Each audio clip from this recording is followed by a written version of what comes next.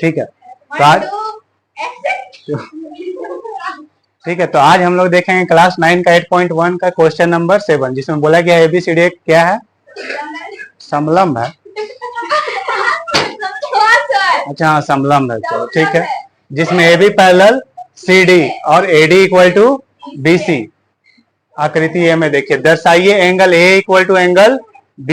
Angle B कैसे लिखिए, दिखिए नहीं रहा, angle A equal to angle B। ठीक, अब समलंब किसको बोलते हैं, सबसे पहले देखो इधर, समलंब होता है जिसका एक पेयर समांतर हो। समलंब किसको बोलेंगे, जिसका एक जोड़ा समांतर हो। जैसे ये A B C D, इसमें कौन कौन समांतर है बताओ, AD पैरेलल BC है ना, नहीं है, AB पैरेलल CD है ना कि, अरे देखो AD पैरेलल का मतलब क्या हुआ, AD पैरेलल BC, मतलब ये लाइन को अगर हम कितना भी आगे बढ़ाएंगे तो क्या ऐसा पॉइंट है जिसमें ये दोनों कट जाएगा, बिल्कुल कट जाएगा। अगर ये AD को ऐसे करके आगे बढ़ाओगी, BC को ऐसे करके आगे बढ़ाओगी, तो कोई ना कोई पॉइंट ऐसा होगा जहां पर ये कट जाएगा, ये गलत है, AB पैरेलल CD होगा। अब ये लाइन को तुम कितना भी आगे बढ़ा लो, ये लाइन को कितना भी आगे बढ़ा लो, कहीं पर कटेगा, नहीं कटेगा। ठीक है, तो इसी को बोलते हैं ये समलंब चतुर्भुज, जिसका एक जोड़ा क्या हो, समांतर हो। बात आया समझ में इतना, ठीक है। अब हम लोग को प्रूफ क्या करना, सो देखो, angle A equal to angle B, यही ना, और दिया हुआ क्या क्या है, AD इक्वल टू BC। मान लो ये एंगल 1 है, ये एंगल 2, ये एंगल 3 और ये एंगल 4। हल्ला नहीं करो। AB पैरेलल दिया हुआ है CD, ये क्या है, दिया है, यानी कि इसका समांतर ये है। अब उसके बाद में क्या लिखेंगे, AD पैरेलल कौन होगा बताओ, AD किसका पैरेलल होगा, AD पैरेलल BC कहाँ होगा, AD पैरेलल क्या होगा,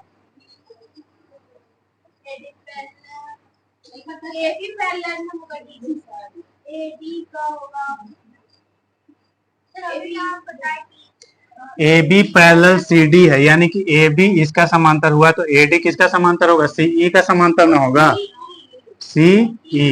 ठीक है, ये लिखेंगे रचना से, क्या हुआ। अब ये दोनों जब एक दूसरे का समांतर हो गया तो क्या लिखेंगे, ABCD एक क्या है, समांतर, समलंब नहीं है, ABCD एक चतुर्भुज है, ABCD एक समांतर चतुर्भुज है। ठीक है, अब क्या कर सकते हैं बताओ, इसलिए देखो AB पैरेलल CD हो गया। क्वेश्चन में क्या दे रखा है, AD इक्वल टू BC, इसमें क्या लिखेंगे, दिया है। देखो ये क्वेश्चन इंपॉर्टेंट है, इसलिए ध्यान से देखो, VVI है ये question. AD equal to BC, उसके बाद में AD इक्वल टू, फिर से हम इसको बता देते हैं, angle A equal to angle B proof करना है, और ये तुम्हारा कंस्ट्रक्शन है, यही रचना है ना। अब इसमें देखो AB पैरेलल CD तो दिख ही रहा है, इसमें तो कोई दिक्कत नहीं है, ये दिया हुआ है। अब ये जो रचना किया हुआ है, C से E जो ड्रॉ किया हुआ है, तो इसको ध्यान से देखना, तो ये समांतर चतुर्भुज नहीं दिख रहा है। तो जब AB पैरेलल CD होगा, यानी ये इसका पैरेलल है, तो AD पैरेलल ये नहीं होगा, क्योंकि समांतर चतुर्भुज का रूल होता है कि आमने सामने का भुजा क्या होता है, बराबर होता है। तो ये दोनों क्लियर हुआ पॉइंट, ठीक है। तो आप क्या लिख दिए इसमें, ABCD एक क्या है, समांतर चतुर्भुज है, क्योंकि आमने सामने वाला भुजा क्या है, एक दूसरे का पैरेलल है, बराबर नहीं है, पैरेलल है, समांतर है। अब क्या होगा, जब समांतर चतुर्भुज होता है तो उसका आमने सामने का भुजा भी क्या होता है, बराबर होता है। तो AD का बराबर कौन होगा बताओ, AD का बराबर EC होगा कि नहीं होगा, तो AD बराबर CE लिखे, समांतर चतुर्भुज का सम्मुख भुजा। और क्वेश्चन में क्या दे रखा है, AD बराबर BC, ये क्या है, दिया है। तब इसमें यहाँ तक कोई दिक्कत है, कोई दिक्कत नहीं है। ठीक है, बहुत बढ़िया। इसलिए इसको मान लो समीकरण 1 और इसको मान लो समीकरण 2। अब ध्यान से देखो, AD यहाँ भी है, AD यहाँ भी है, तो ये दोनों क्या हो जाएगा, कैंसिल आउट हो जाएगा, तो क्या बचेगा, बी सी इक्वल टू, अभी बात आया समझ में कि नहीं? अब छोटा वाला त्रिभुज ले लो, बी सी ई, त्रिभुज बी सी ई में BC बराबर क्या है, BC बराबर CE। अब BC बराबर CE है, तो BC के सामने वाला कोण कौन सा होगा बताओ जरा? BC के सामने वाला एंगल E का क्या नाम है, कोण 4 होगा ना। BC के सामने देखो कौन सा कोण बन रहा है, अब EC के सामने कौन सा कोण बनेगा, कोण 3। पगला जाते हैं कभी कभी। हाँ बोलो। इसने ताकि ये आसानी से प्रूफ हो सके और कुछ नहीं, ठीक है, नहीं भी लिखना तो चलेगा, कोई दिक्कत नहीं है, कोई दिक्कत नहीं। अब देखो angle 1 plus angle 4 equal to 180 degree होता है, इसको क्या बोलते हैं, अंतः कोण।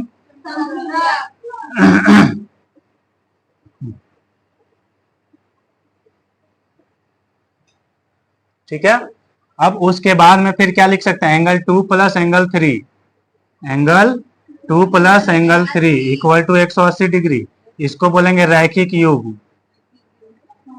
एंगल 2 प्लस एंगल 3 रैखिक युग्म होगा कि नहीं होगा बताओ? हाँ, अरे ये लाइन है, इसको कट किया तो 2 प्लस 3 इक्वल टू 180 डिग्री, ठीक है। ये हो गया इक्वेशन 1, इक्वेशन 2, ये हो जाएगा इक्वेशन 3 और ये हो जाएगा इक्वेशन 4। अब इक्वेशन 3 और 4 से देखना, 180 यहाँ भी 180 यहाँ भी है, तो 180 180 क्या हो जाएगा?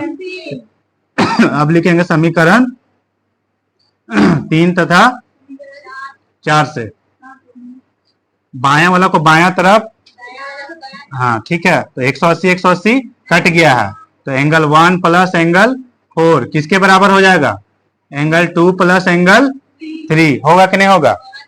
ई और ई कैंसिल हो गया, तो ये दोनों क्या हो जाएगा, बराबर हो जाएगा, ठीक है।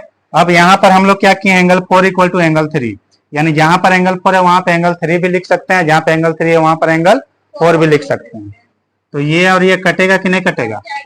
क्यों कटेगा, एक दूसरे का बराबर है। एक स्टेप और ले लो तुम, यहाँ पर एंगल 1 प्लस एंगल 4 ही लिखते हैं, equal to angle 2 plus angle 3 के जगह में क्या लिख देंगे, एंगल 4।